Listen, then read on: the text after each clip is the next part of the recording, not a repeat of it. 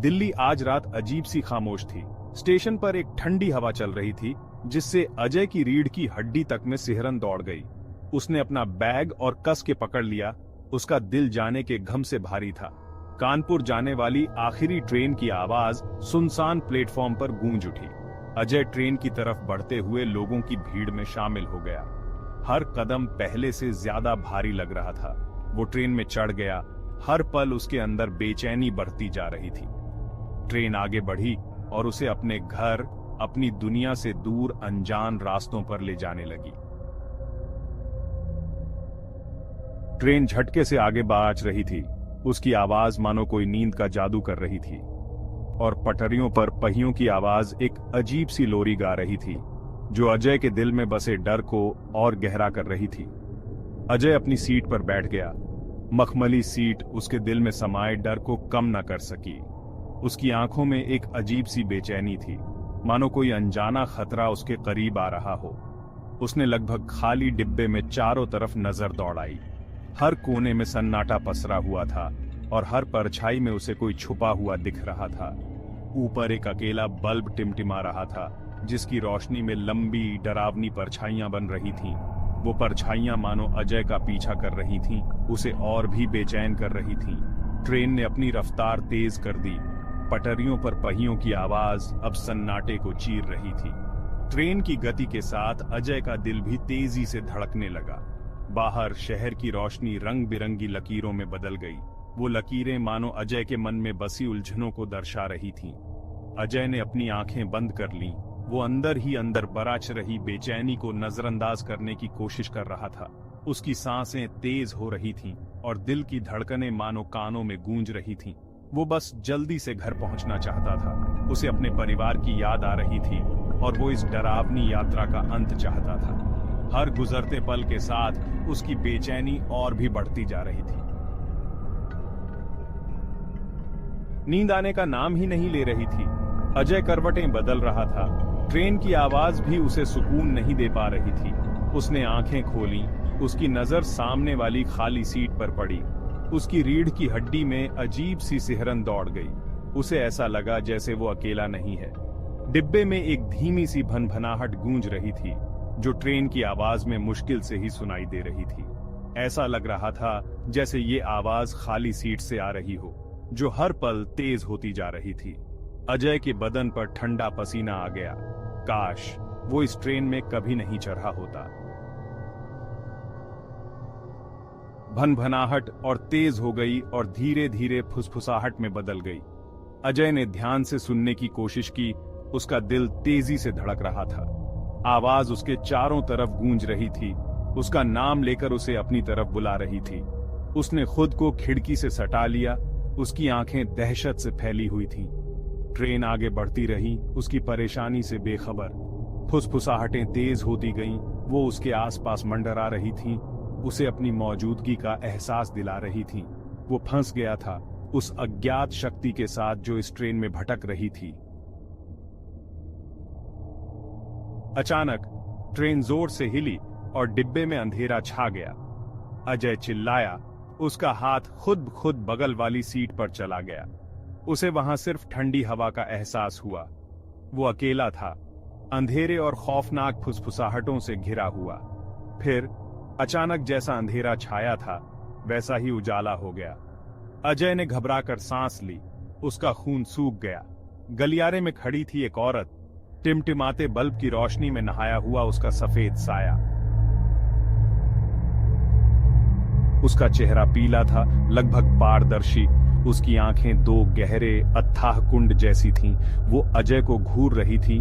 उसकी नजरें अजय पर टिकी हुई थीं, जैसे उसके अंदर आर पार देख रही हों। उसने बोलने की कोशिश की, चिल्लाने की कोशिश की, लेकिन उसके होंठों से एक भी शब्द नहीं निकला। वो डर के मारे जड़ हो गया था। औरत उसकी तरफ एक कदम बढ़ी। उसके नंगे पैर धातु के फर्श पर कोई आवाज नहीं कर रहे थे। फुसफुसाहटें तेज हो गईं। उसके इर्द गिर्द घूम रही थीं जैसे कोई भयानक प्रभामंडल हो। अजय ने अपनी आंखें बंद कर लीं। खुद को इस बुरे सपने से जगाने की कोशिश कर रहा था, लेकिन यह बुरा सपना खत्म होने का नाम नहीं ले रहा था। अजय की धड़कनें तेज हो रही थीं, जैसे कि उसका दिल उसके सीने से बाहर निकलने की कोशिश कर रहा हो। हर कोने में छिपी अंधेरी परछाइयां उसे घूर रही थीं और उसकी सांसें भारी हो गई थीं। उसने महसूस किया कि उसके कंधे पर एक ठंडा हाथ है। उसके स्पर्श ने उसके पूरे शरीर में दहशत की एक लहर दौड़ा दी।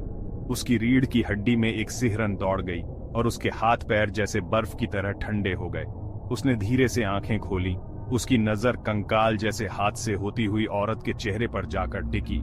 उसकी आंखों में एक अजीब सी चमक थी, जैसे कि वो उसकी आत्मा को चीर कर देख रही हो। उसके होंठ एक भयानक मुस्कान में बदल गए, जिससे नुकीले दांतों की एक पंक्ति दिखाई दी। वो मुस्कान इतनी डरावनी थी कि अजय की सांसें थम गईं और उसके पैरों तले जमीन खिसक गई। डरो मत, उसने फुसफुसाते हुए कहा। उसकी आवाज में एक अजीब सी खोखलापन था। उसकी आवाज में एक ठंडक थी जो अजय के दिल को चीरती हुई महसूस हो रही थी। अब तुम मेरे साथ हो। उसकी आंखों में एक अजीब सी चमक थी, जैसे कि वो अजय को अपने वश में कर रही हो। अजय चिल्लाना चाहता था, भागना चाहता था, लेकिन वो हिल नहीं सकता था। उसकी आवाज गले में ही अटक गई थी और उसके पैर जैसे जमीन में धंस गए थे। वो अपनी जगह पर जम गया था, औरत की निगाहों और डर की बर्फीली चपेट में कैद। उसकी आंखों के सामने अंधेरा छा गया और उसे लगा कि वो इस डरावनी दुनिया से कभी बाहर नहीं निकल पाएगा। अचानक ट्रेन रुकी, जिससे अजय आगे की ओर गिर पड़ा। वो सामने वाली सीट से जा टकराया। उस झटके से वो अपनी सुध बुद्ध भूल गया। उसने ऊपर देखा। उसका दिल तेजी से धड़क रहा था, लेकिन औरत जा चुकी थी। डिब्बा खाली था। ट्रेन की आवाज के अलावा कुछ भी सुनाई नहीं दे रहा था। क्या ये सब सिर्फ एक वहम था, उसके थके हुए दिमाग का कोई खेल? वो दिल से यही मानना चाहता था, लेकिन कहीं गहरे उसके मन में एक भयानक सच्चाई ने घर कर लिया था। सफेद साड़ी वाली औरत असली थी और वो फंस गया था। वो लड़खड़ाते हुए अपने पैरों पर खड़ा हुआ और डिब्बे के दरवाजे की तरफ भागा। उसने दरवाजा खोला और बाहर निकल गया। वो गलियारे में भागा, ट्रेन से, उस औरत से, उन खौफनाक फुसफुसाहटों से दूर भागना चाहता था जो अभी भी उसके कानों में गूंज रही थीं। लेकिन उसने जितने भी दरवाजे खोलने की कोशिश की, वो सब बंद थे। हर खिड़की सील बंद थी। वो फंस गया था। ये एहसास उसे एक गहरे सदमे की तरह लगा। ये ट्रेन, ये सफर अब उसका अपना नहीं था।